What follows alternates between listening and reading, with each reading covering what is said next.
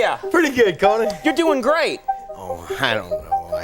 Chris Farley was clean in December 1997, but he fell off the wagon hard. Suddenly he was passed out in his apartment with a woman. He never woke up, but people don't realise what that woman did to him in his final moments. It was easy for comedic actor Chris Farley to plan out his career. Very early in his life, he'd decided who his role model was.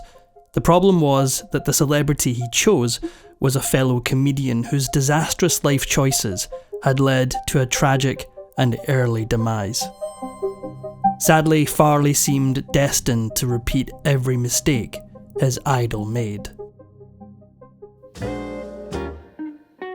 He was born on February 15th, 1964, and grew up in the village of Maple Bluff, Wisconsin. Because he was overweight while growing up, the other children at school mercilessly teased him. Farley would use humour as a way to diffuse the name-calling. While studying at Marquette University, he discovered a love of sport. Here he played rugby, where his large size was an asset. He eventually graduated with majors in both communications and theatre. Later, he dove into improvisational comedy at the Arc Improv Theatre in Madison. The obvious place for Farley to go was Chicago, the mecca of comedy performance. He started there at Improv Olympic and then moved on to the Second City. Like many improvisers appearing on the Second City stage, Farley was waiting for a certain someone to notice him. Lorne Michaels is the creator and producer of Saturday Night Live, and a tap on the shoulder from him had the ability to turn a nobody into the biggest comedy star in the world. In 1990, Michaels did notice Farley, and he was soon making the trip to New York City. One of Farley's most popular characters on SNL was Matt Foley, a hyperactive motivational speaker who was always extremely caffeinated. In the inaugural sketch, David Spade and Christina Applegate were on live TV facing an animated and sweaty Farley when he did something that really surprised them. He dove through the air onto the coffee table in front of them. Their reactions are authentic because they had no idea what Farley was going to do, and the audience went wild. Matt Foley was out of the box, and Chris Farley was ready for the spotlight. For exclusive perks like early access to new videos, priority replies to your comments, and to have your say on future content, consider becoming a Factinate member. On top of that, your support helps keep the channel going. Click the link in the description for more details. In 1995, he received an offer to appear in a film with his friend David Spade. It was a hectic schedule, as both Farley and Spade had to rehearse and perform Saturday Night Live each week, and at the same time commute to Toronto to make Tommy Boy. Eventually, the stress made Farley act out in a surprising way. One night in Toronto, Spade went out with actor Rob Lowe without Farley because he said he was sick. When Farley found out, he had an over-the-top reaction. The next day on set, he walked angrily over to Spade, who was sitting on the ground eating a sandwich, and stomped directly on his hand. What followed was an all-out brawl, and Spade ended up at the bottom of some stairs. The two eventually stormed off to their trailers. This wasn't the only spat between Farley and Spade, but all of them ended in the same way, in a peaceful reconciliation. There was a good reason why Farley was on edge. One of the things that may have made him a little emotional was that he was abstaining from any substance use while filming Tommy Boy. Well, not all substances. Like his character Matt Foley, Farley was drinking copious amounts of coffee. Some say he drank up to 27 cappuccinos a day.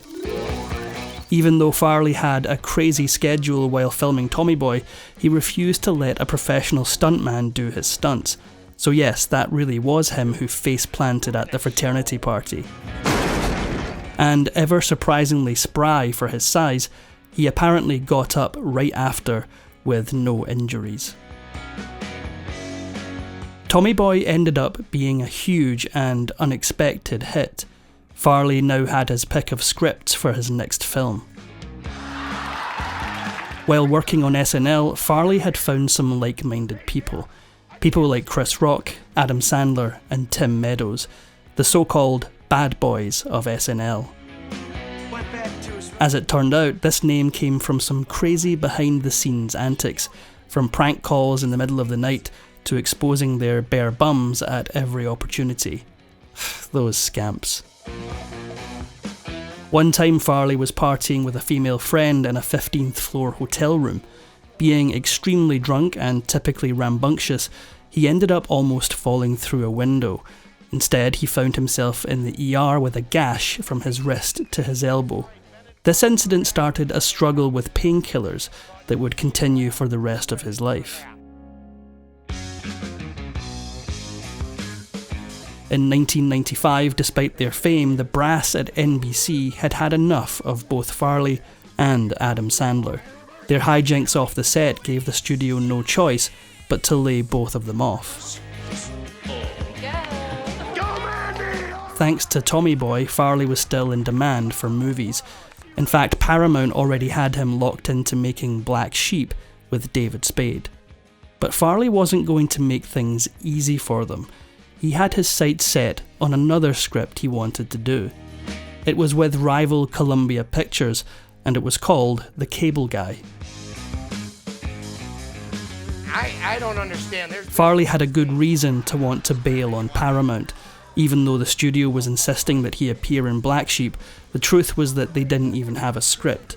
They were desperately trying to get it written before Farley could legally get out of his contract. That's when someone came out of left field to throw a wrench into Farley's plan. Jim Carrey heard about the script for The Cable Guy and expressed interest. Chris Farley was a big deal, but Jim Carrey was Jim Carrey. Farley didn't stand a chance. And as salt in the wound, Carrey got himself a $20 million paycheck, while Farley was stuck with Spade, Paramount, and less than $1 million. Another issue for Farley in Black Sheep was the director. He wanted Tommy Boy director Peter Siegel, but he turned it down. In stepped Wayne's World director Penelope Spheeris, but tempers flared immediately. Spade quickly complained that Farley was getting more time on screen than he was. It was true, and the reason was simple. Spheeris thought that Farley was much funnier than Spade.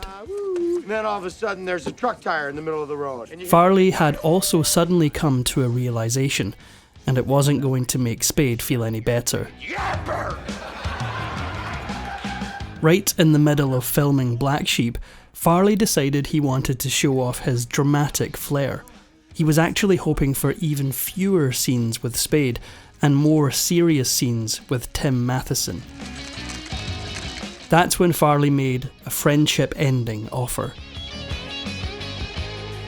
He wanted to pay Spade not to be in the movie. But that wasn't the only thing coming between Farley and Spade. Back when they were filming Tommy Boy, Spade had started a friendship with Laurie Bagley, who had appeared as a skinny dipper in the film. Spade had a thing for her, and then made the mistake of introducing her to Farley. Farley and Bagley hit it off and started a relationship. The thing was, Farley didn't want Spade to know, so the two kept their relationship a secret. Spade eventually found out the truth, and it hurt. But he wasn't the only one who got hurt on that film. Even though Farley didn't really want to be in Black Sheep, he gave it everything he had. This meant, once again, no stunt double. So yes, that means it really was him rolling down that hill. Black Sheep certainly wasn't the hit that Tommy Boy was, and Farley took it badly. After the preview screening of the film, he did something he hadn't done in 6 months. He had a drink. One drink led to another, and soon he was back in rehab. I don't understand what's going on in the news. Next up was Beverly Hills Ninja. This time around, Farley was hesitant to sign on, so he had one rather large demand. He wanted his SNL buddy Chris Rock to appear in the film. Farley and Rock went way back and had actually started on SNL on the same day. My name is Matt Foley. Just like after Black Sheep, Farley relapsed into drug use after finishing Beverly Hills Ninja. When he came back to do reshoots for the film, he looked horrible. The crew had a hard time making this Farley look like the same one they'd filmed just a few months before. When SNL alumni Norm Macdonald wrote his feature film Dirty Work, he had his cast even before he wrote the characters. He knew that Farley would appear in his movie. Sadly, he had no idea this cameo role would be Farley's last. I'm not likable. I don't get along with people. Around that time, Farley was also getting ready to play one of the biggest movie characters of the 21st century.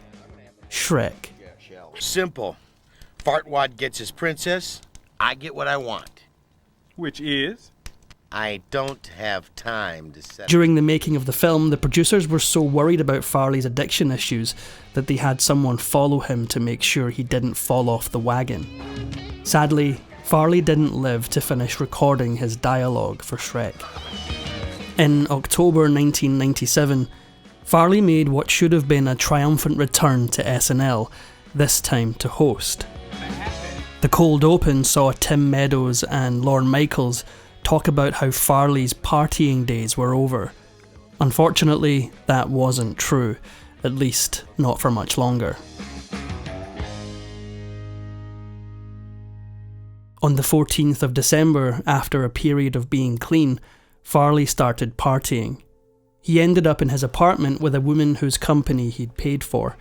She stole his watch, heartlessly took pictures of the very inebriated Farley, and ignored the last 3 words he said to her: "Don't leave me."